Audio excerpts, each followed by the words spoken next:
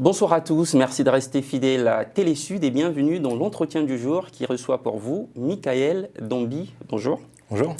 Vous êtes producteur, dessinateur, co-auteur avec Dwayne Huno de la BD The Last Kamit, un afro-manga. Vous allez nous présenter ce projet et bien sûr nous parlerons de votre actualité. Première question, pourquoi avoir créé un afro-manga ?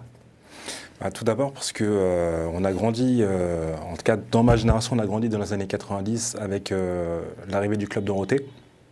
Donc l'engouement des mangas début 90, début 2000 et jusqu'à aujourd'hui avec les plus jeunes qui regardent encore des mangas et qui sont passionnés par ça.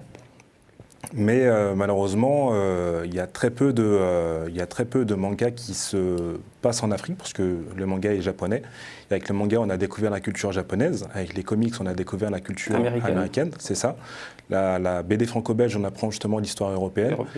Et ce qu'on voulait faire, c'était démocratiser justement la culture africaine à travers un média. Et ce média, c'est le manga. Une quête d'identité, on va dire. C'est exactement ça. Alors, The Last Kamit se distingue-t-il de l'afro-samouraï ? Oui. Ce manga japonais avec un héros africain, un héros noir. C'est ça. Alors c'est vrai que Afro Samouraï, du coup, c'est l'histoire de Yasuke qui est le premier samouraï noir au Japon. Alors Afro Samouraï, c'est un manga japonais fait par des Japonais qui se passe au Japon. Donc malheureusement, on ne découvre pas la culture africaine. Et alors que justement dans The Last Kamit, on va plutôt centrer l'histoire et l'univers sur la culture afro. Alors justement, qu'est-ce qu'on découvre dans The Last Kamit ? C'est quoi l'intrigue ? Alors l'intrigue, c'est l'histoire de Sanka et Mani, qui sont deux adolescents, qui vont parcourir l'Afrique et ses diasporas pour devenir des guerriers qui vont se battre contre des démons. Et en fait, dans ce parcours initiatique, ils vont traverser de l'Afrique du Sud jusqu'à l'Afrique de l'Ouest et ensuite partir dans les Caraïbes et aux Amériques. Le manga japonais est calqué sur le format entre guillemets du shonen, qui met en avant des valeurs, qui véhicule des messages, on va dire de dépassement de soi, de bravoure, avec aussi cette évolution du personnage. Est-ce qu'avec The Last Kamit, on est dans le même état d'esprit ? C'est exactement ça, on est vraiment dans du shonen pur et dur. Mais comme on dit, parce que le format de The Last Kamit, c'est pas le format traditionnel d'un manga. Là, on est vraiment sur un format du comics, mais l'esprit du shonen. Alors, on parlait de valeurs tout à l'heure. La BD met en avant le Ubuntu, cette philosophie humaniste africaine fondée sur la solidarité. Qu'est-ce que vous avez voulu mettre en avant en parlant de ça ? L'unité africaine, l'unité des peuples ? C'est exactement ça. On a vraiment mis en avant l'unité, la fraternité. Et comme dit la militante Lema Gboé, je suis ce que je suis grâce à l'apport de tous. Donc c'est vraiment le cœur central de notre histoire et de notre univers. C'est une auto-édition ? C'est une auto-édition, c'est auto-édité, effectivement. Pourquoi ne pas avoir choisi une grosse maison d'édition ? On avait essayé, après, vu le sujet qu'on aborde, c'est assez compliqué. Il n'y en a pas forcément sur le marché, donc je pense que peut-être que les maisons d'édition ne veulent pas forcément prendre ce risque-là de commercialiser un manga sur un sujet qui n'a pas forcément de précédent, on va dire. Donc même pour nous, pour notre liberté, on a préféré s'auto-éditer, être libre de raconter ce qu'on voulait et quand on le voulait. Alors le tome 1 que je tiens dans mes mains est sorti en septembre 2020, c'est-à-dire en pleine période de crise sanitaire, la Covid-19. Ça n'a pas été trop compliqué pour vous ? Alors vu que ça a été notre premier projet, on va dire, on n'avait pas de précédent, donc on a vraiment sorti le projet comme ça. Est-ce que ça a été dur ? Ça s'est bien passé. On aurait pu faire mieux puisque du coup, il n'y avait pas de salon, parce qu'il y avait les confinements. Aujourd'hui, l'avantage en 2021, c'est qu'on a pu faire plus de salons, même si là, ça commence à se durcir et qu'il y a de plus en plus de salons qui se ferment. Mais on va dire qu'on a eu un bon départ. Alors, en termes de salon, justement, vous avez fait par exemple le Sukofundi à Paris et le TGS, je pense, le Toulouse Game Show, qui est l'un des Exactement. plus grands salons de manga en France. C'est ça. Comment de Last Kamit a été accueilli et quelles sont les retombées de ces participations? Bah, ça s'est plutôt très très bien passé. Là, en fait, on est sur deux salons qui sont totalement différents, c'est-à-dire que le Sokofundi, qui est un petit salon, un petit marché sur Paris avec la communauté afro. Donc c'est l'un de nos cœurs de cible, et également la TGS de Toulouse, qui est justement l'un des plus gros salons du manga en France, avec notre deuxième cœur de cible qui est les fans de manga. Et beaucoup de personnes étaient curieuses de savoir ce qu'était un afro-manga. Et du coup, on a pu leur expliquer et ça s'est plutôt très très bien passé. On est à combien d'exemplaires vendus aujourd'hui? Alors là, plusieurs milliers. J'ai pas le chiffre exact, mais plusieurs milliers en un an. Alors, prochaine étape, si mes informations sont bonnes, c'est la traduction de Last Kamit en anglais. À quand cette version anglaise? On espère 2022. Logiquement, ce serait 2022 et donc ça serait en anglais et si possible par la suite en espagnol et en portugais. Alors 2022, c'est une année qui s'annonce très riche pour vous, pour toi, pour tes partenaires et toutes ces personnes qui travaillent autour de ce projet, puisque vous travaillez sur l'animation aussi, c'est-à-dire le dessin animé ou aussi un jeu vidéo. Est-ce que vous pouvez nous en parler? Alors pour l'animation, donc là on est en train de travailler dessus. Donc on n'aura pas de date puisque contrairement à une bande dessinée, c'est beaucoup plus de travail, c'est beaucoup plus de budget. Faut compter par épisode, on est à plusieurs milliers d'euros. Donc pour une saison, on est à plusieurs millions d'euros. Pour l'instant, c'est un budget qu'on n'a pas encore. Donc on travaille pour pouvoir structurer ce projet et pour qu'il puisse voir le jour par la suite. Et concernant le jeu vidéo, vu que c'est le projet de base, donc avant la bande dessinée, on voulait faire un jeu vidéo. Et c'est en développant l'histoire et l'univers qu'on a commencé à faire une bande dessinée. Et là, du coup, on se réoriente vers le premier projet qui est le jeu vidéo, qui est beaucoup plus accessible pour tout le monde.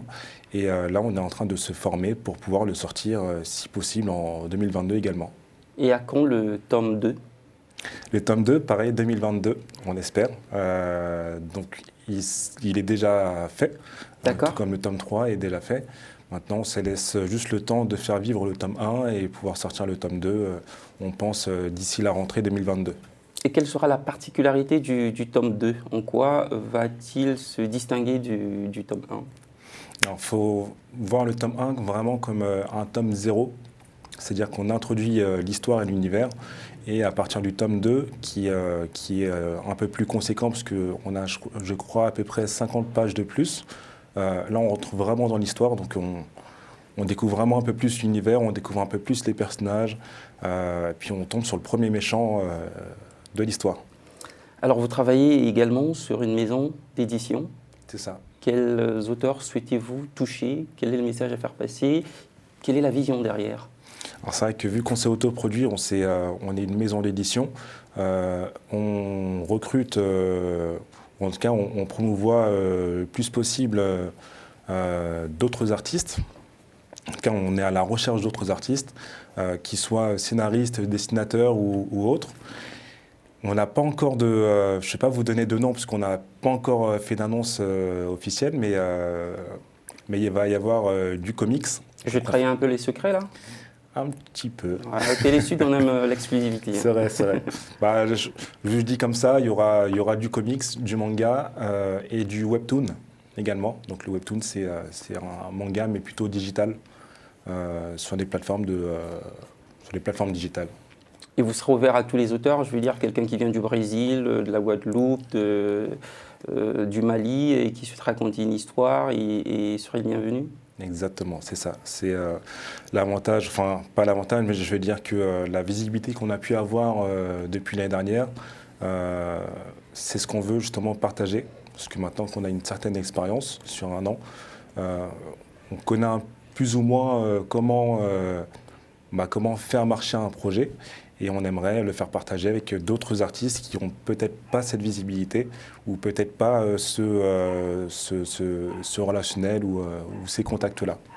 Alors vous commencez le dessin en 1998, je pense? C'est ça. C'est ça. Comment vous entrez dans le dessin? Club Dorothée, vraiment, Club Dorothée, Dragon Ball Z, on commence petit à reproduire Son Goku, Son Gohan, tous les personnages, et puis petit à petit, avec notre propre imagination, on crée des personnages, et puis on continue. Et aujourd'hui, j'ai 33 ans, et j'ai réussi à en vivre. Vous êtes un autodidacte. Je suis autodidacte. Comment se fait la rencontre avec votre associé? Alors, la rencontre avec Dwayne Uno, elle se fait parce que c'est un ami d'un cousin à moi qui nous a mis en contact parce qu'on était tous les deux des dessinateurs. Et il m'avait dit, si un jour tu as un projet, je te présente Dwayne Uno qui lui-même dessine. Donc pendant un an, je n'avais pas de projet spécifique à lui proposer. Et l'année d'après, donc c'était en 2015, j'ai eu l'idée de la Scamit.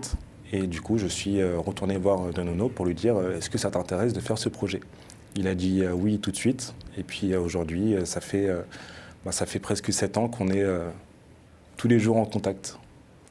Et vous travaillez en parfaite collaboration. Parfaite collaboration. Ça se voit, on peut le voir, ça saute aux yeux. Alors pour celles et ceux qui souhaitent se procurer The Last Camit, où on peut le trouver?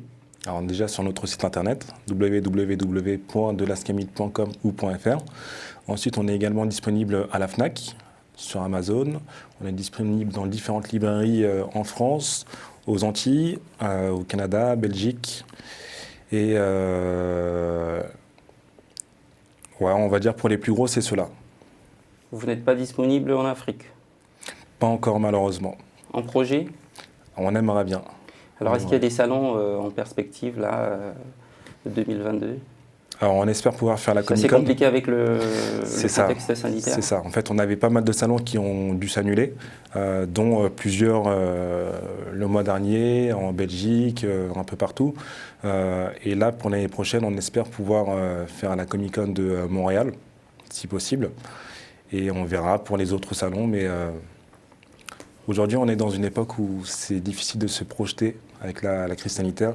Donc, juste on croise les doigts et on verra ce qu'il en est. Vous êtes avec Dwayne Uno et tous les autres, plein d'idées, beaucoup de projets ambitieux, c'est beaucoup de dynamisme et d'énergie. Qu'est-ce qu'on peut vous souhaiter? Le meilleur, si possible le meilleur, si possible une longévité sur le projet, parce que c'est vraiment ce qu'on cherche, c'est vraiment une longévité. On a créé surtout un univers, au-delà de l'histoire, c'est vraiment l'univers qu'on veut faire grandir. Et c'est pour ça qu'également on recrute d'autres auteurs, d'autres dessinateurs, pour qu'ils puissent créer leur propre personnage à travers cet univers. Et c'est ça également l'Ubuntu, c'est vraiment créer cet univers qui va grossir avec d'autres auteurs, un petit peu comme Marvel. D'accord. Voilà. Comme les personnages du manga qui grandissent, il y a vraiment cette idée, cette évolution dans l'histoire. Écoutez, Michael Dombi, que vos vœux s'exaucent. Merci beaucoup. En tout cas, merci d'être venu. Je rappelle que vous êtes co-auteur de la BD The Last Camit, que vous avez donc commis en septembre 2020. Merci encore d'être venu. Merci France, merci beaucoup. Merci à vous, madame, messieurs, d'avoir suivi l'entretien du jour. À très vite sur Télé Sud.